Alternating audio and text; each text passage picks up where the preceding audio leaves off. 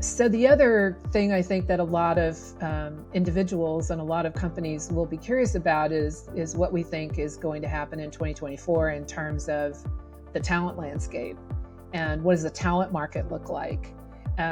We saw a very, whether we call it the Great Resignation or the Great Shift or whatever we decided to call it a couple of years ago, a lot of that has stabilized out.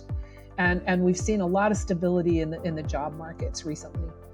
But the war for talent has not really gone away.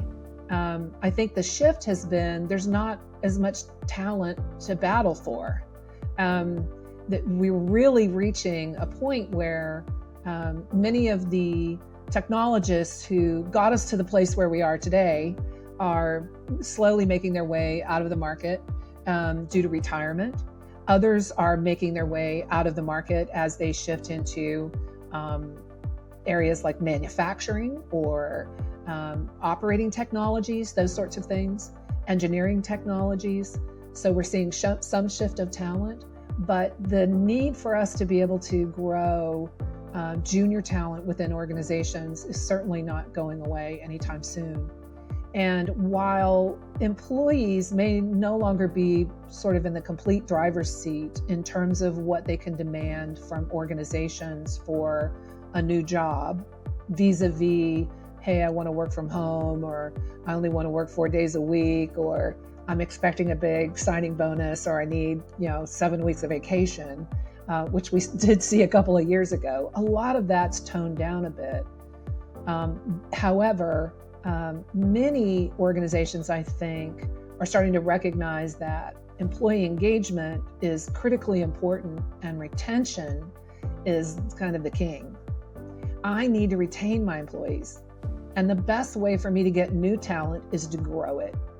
Now, I can go out if I need a lot of talent. So if I need to scale, I can go really get scale outside of my organization. And if I need a large deal of talent and sort of on an immediate basis, I can go get that outside of my organization really easily.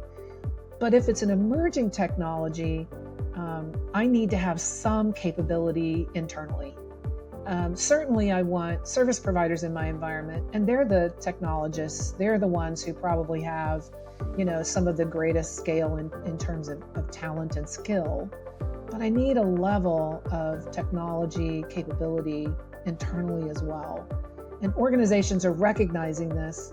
How to get it becomes the more difficult thing.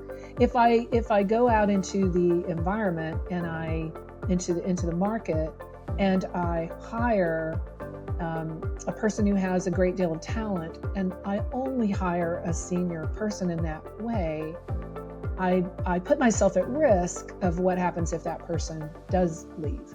And I don't have junior talent within my ranks. And therefore, I don't have this lovely group of people that I can pull from and grow into those more senior positions. So organizations, I think, looking at their junior talent and engaging with their junior talent and providing them with the ability to upskill is going to be really key for organizations, not just in 2024, but I think just going forward. We don't have enough technology talent to fill the needs that we have today. And that's only going to continue unless we grow our talent within organizations. And using technology service providers certainly fulfills the majority of that need. But I can't abdicate all of my technology capability and skill to a third party.